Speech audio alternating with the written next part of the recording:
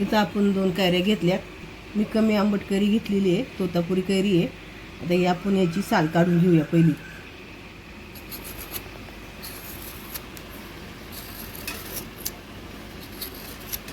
आपली साल काढून झाली आहे, कैरीच्या फोड्या करून घेऊया।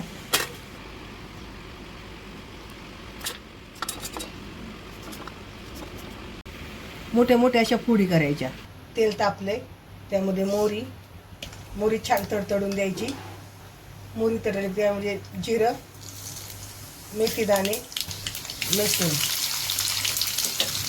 लसूण थोडासा परतून घ्यायचा।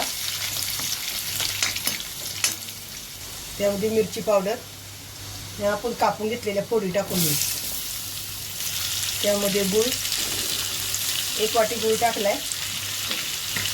आता परतून घेऊया आपण।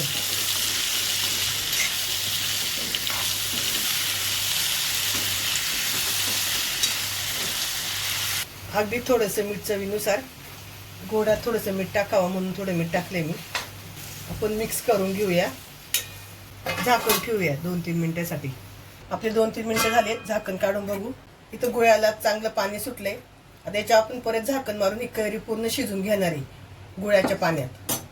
आता तुम्हाला शिजल्यावर डायरेक्ट दाखवते। झाकण काढूया। इथे छान आपल्या शिजून झाल्यात कैरीच्या फोडी। थंड झालं ना की ते सुक्क होते जरा।